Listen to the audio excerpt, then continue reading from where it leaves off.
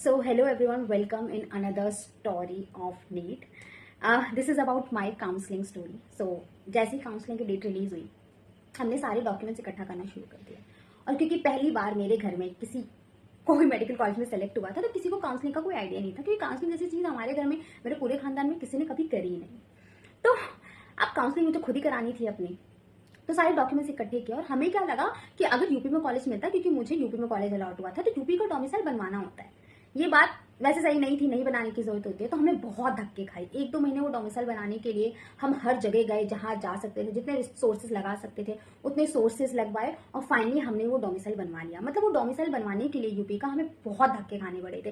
दोपहर में जाते थे, शाम को बुलाते थे, शाम को चले जाते थे, तो बहुत मुश्किल से वो डोमिसाइल बना। और एक और चीज़ हमने करी कि हमने EWS का सर्टिफिकेट बनवाने की कोशिश करी। लेकिन यहाँ पे मेरे साथ गलती ये हो गई थी कि एप्लीकेशन फॉर्म में मैंने जनरल कैटेगरी डाली थी, और काउंसलिंग में मैं EWS डालना चाह रही थी, EWS का सर्टिफिकेट बनवा के। लेकिन ये ऐसा हो ही नहीं सकता। अगर आपने एप्लीकेशन फॉर्म में भर दिया है कि जो भी कैटेगरी डाली है वही आपको काउंसलिंग में भी भरनी होगी, ये मुझे पता ही नहीं था।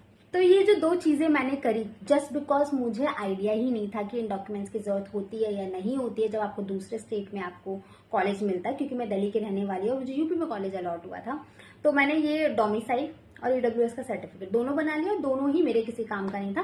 क्योंकि जब हम कॉलेज में पहुंचे एडमिशन कराने के लिए, तो यूपी के डोमिसाइल की जरूरत थी नहीं, और क्यों जरूरत होगी, मेरा एडमिशन ऑल इंडिया कोटा से हो रहा था। लेकिन ये मुझे पता ही नहीं था। तो जब आप लोग काउंसलिंग करवा रहे, प्लीज इन चीजों का ध्यान रखना कि कौन से डॉक्यूमेंट्स लिटरली में रिक्वायर्ड है और कौन से नहीं है। और ये गलती बिल्कुल मत करना कि आपने एप्लीकेशन फॉर्म में जनरल भर दिया और आप EWS सोच रहे हैं काउंसलिंग में भरा, तो ये भी नहीं करना है। दोनों जगह आपको सेम कैटेगरी डालनी होती है, क्योंकि आपके पास ऑप्शन नहीं होता है चेंज करने का अगर आपने एक बार भर दिया है तो ये गलती नहीं करनी होती है जो मैंने करी थी।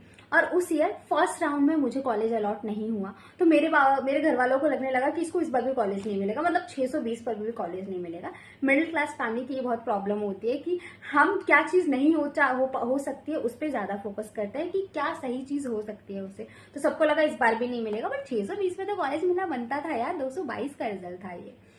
तो ये थी मेरी काउंसलिंग वाली पूरी स्टोरी। मैंने खुद की काउंसलिंग खुद करवाई थी, और सारे कॉलेजेस डाल दिए थे कि भैया कोई कॉलेज तो मिल जाए। जब का चौथा अटेम्प्ट होता है तो आप तो बस यही सोचते हो कि भैया कोई भी कॉलेज मिल जाए। Bye bye.